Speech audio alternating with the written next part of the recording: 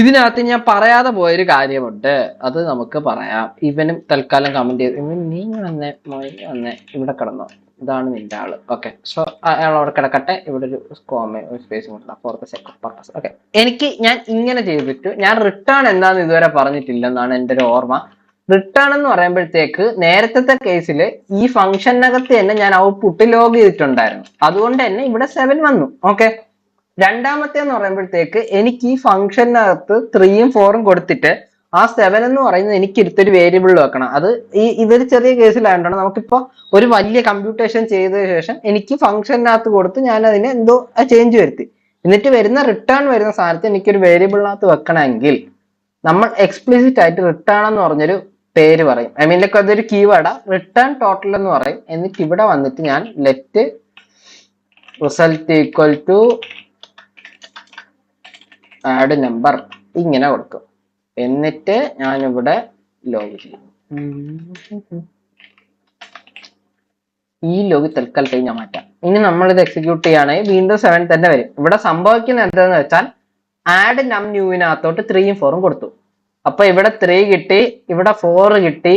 ഇവിടെ ഞാൻ അത് ഞാൻ കഴിഞ്ഞിട്ട് പറയാം. ഇവിടെ 3 കിട്ടി, ഇവിടെ 4 കിട്ടി. ടോട്ടലിനകത്തോട്ട് 3+4 വന്നു.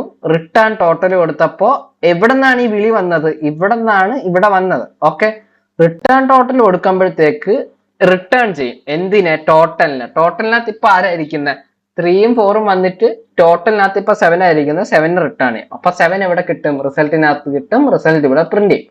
അങ്ങനെയാണ് എനിക്ക് ഇവിടെ 7 വന്നത്. റിട്ടേൺ ക്ലിയർ എന്ന് വെച്ചാൽ ഒരു ഫംഗ്ഷനകത്ത് കമ്പ്യൂട്ടേഷന് ശേഷം എനിക്കൊരു വേരിയബിളിനെ തിരിച്ച് വന്ന ഇടത്തോട്ട് അയക്കാൻ പറ്റും. പക്ഷെ റിട്ടേൺ ഇട്ടുള്ളൊരു പ്രശ്നം എന്താണെന്ന് വെച്ചാൽ അതിനെ നിങ്ങൾ കളക്ട് ചെയ്ത് വെക്കാൻ വേണ്ടി ഇങ്ങനെ വേരിയബിൾ രൂപത്തിൽ ചെയ്യേണ്ടി വരും. റിട്ടേൺ റിട്ടേൺ എന്ന് വെച്ചാൽ ലൈക്ക് നമുക്ക് ഇവിടെ ഞാൻ നേരത്തെ ചെയ്തുകൊണ്ടിരുന്നത് ഞാൻ ഇവിടെ ലോഗ് ചെയ്യുമായിരുന്നു. ഓക്കെ, ഇവിടെ ലോഗ് ചെയ്യുമായിരുന്നു.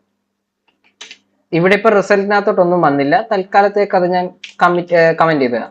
ഇവിടെ ലോഗ് ചെയ്യുമ്പോൾ പറ്റുന്നത് എന്താണെന്ന് വെച്ചാൽ ഈ ആഡ് നമ്പർ ഞാൻ ഫംഗ്ഷൻ വിളിച്ചു, പാരാമീറ്റർ കൊടുത്തു, 3ഉം 4ഉം ഇവിടെ വന്നു, ടോട്ടൽ ഇവിടെ വന്നു, ടോട്ടൽ അവിടെ പ്രിന്റ് ആയി. ഇതാണ് മുമ്പ് സംഭവിച്ചുകൊണ്ടിരുന്നത്. ഇത് മിക്കവാറും ഉള്ള യൂസ് കേസിൽ ഇത് ആയിരിക്കത്തില്ല നമുക്ക് ആവശ്യം.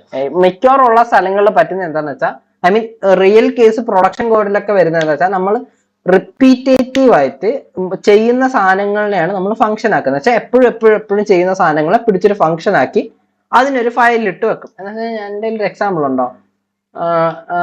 എൻ്റെ ഒരു എക്സാമ്പിള് ഞാനൊരു പ്രോജക്റ്റ് എടുത്ത് കാണിച്ചുതരാം. ഇതിനകത്ത് നമുക്ക് ഇവിടെ ഇതൊരു വലിയ പ്രോജക്റ്റ് ആണ്. ഇത് അത്യാവശ്യം വലിയ പ്രോജക്റ്റാണ്. റിയാക്ടിലാണ് ചെയ്തേക്കുന്നത്, ജാവാസ്ക്രിപ്റ്റ്.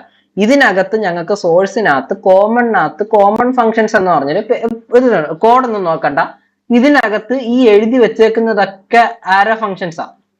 കണ്ട, ഈ സിന്റാക്സ് ആരോ ഫങ്ഷൻ അല്ലെങ്കിൽ നോർമൽ ഫങ്ഷൻ. ഇവിടെ കണ്ട എക്സ്പോർട്ട് ചെയ്യുന്നുണ്ട്.